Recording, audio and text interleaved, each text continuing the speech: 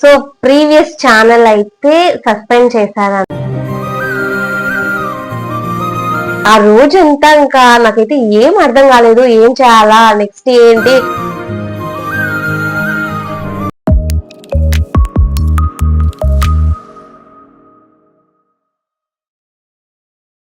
Hi friends, welcome back to మీ కార్పొరేటి Kalyani. So ఏంటి ఛానల్ నేమ్ మారింది అనుకుంటున్నారా?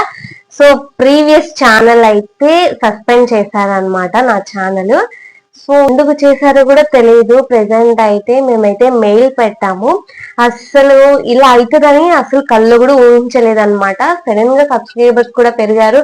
సో అన్ని అవుతుండే టైంలో అయితే ఛానల్ అయితే సస్పెండ్ చేశారు. నాకైతే ఏం అర్థం కాలేదన్నమాట. ఒక 1 hour అయితే నేను షాక్ అనమాట. అసలు నాకు ఇంకా ఏం చేయాలో ఏం అర్థం కాలేదు. అసలు ఇలా అవుతుందని అస్సలు ఊహించలేదన్నమాట. నేనైతే ఆఫ్టర్నూన్ నుంచి ఇంటికి అయితే వచ్చేసాను అనమాట. కాలేజ్ అయిపోయిన వెంటనే ఇంటికి అయితే వచ్చాను.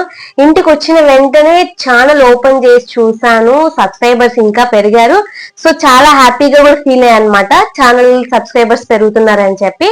ఇంకా అదే టైంలో అయితే ఇంకా ఇంకొక వీడియో అప్లోడ్ చేద్దామని చెప్పేసి ఛానల్ అయితే ఓపెన్ చేసా. అంతలోపలనే నాకైతే ఛానల్ రిమూవ్ అయినట్టు ఇంకా వాళ్ళైతే మెయిల్ పంపిస్తూనే ఉన్నారనమాట. సో ఆ టైంలో నాకైతే ఏం అర్థం కాలేదు, ఎందుకు పంపిస్తున్నారు, సడన్ గా ఇలా ఎందుకు అయింది, సబ్స్క్రైబర్స్ పెరుగుతున్నారు, అన్ని అవుతున్నాయి. సో ఇంకా ఇలా అయిన వెంటనే నాకైతే కళ్ళల్లో అయితే వాటర్ ఆగలేదన్నమాట. అంతగా ఏడ్చేసాను. అంటే ఇన్ని రోజుల నుంచి కష్టపడిందంతా వేస్ట్ అయిపోయింది, చాలా మెమరీస్ ఉన్నాయి, అన్ని ఉన్నాయి ఈ ఛానల్లో. సో ఇన్ని రోజులు కష్టపడిందంతా వేస్ట్ అయిపోయింది అని చెప్పేసి చాలా అంటే చాలా బాధపడ్డాను అనమాట. సో ఆ రోజంతా ఇంకా నాకైతే ఏం అర్థం కాలేదు, ఏం చేయాలా నెక్స్ట్ ఏంటి, ఒకవేళ ఛానల్ రాకపోతే ఎలా, ఇదంతా ఇంత చేసాం కదా ఏమైపోయింది అంతా అని చెప్పి. సో ఇంకా నెక్స్ట్ ఏం చేయాలి, ఎలా చేస్తే ఛానల్ వస్తుంది, అదంతా అయితే చాలా నాకైతే మైండ్ బ్లాక్ అయిపోయింది అనమాట. ఇంత బ్యాడ్ సిచ్యువేషన్ వస్తుంది అనుకోలేదు. ఇయర్ ఎండింగ్ లో ఇంత బ్యాడ్ సిచ్యువేషన్ అంటే నాకైతే అన్ఎక్స్పెక్టెడ్ గా అయిందనమాట ఇదంతా అయితే. సో నేనైతే ఊహించలేకపోయాను అనమాట.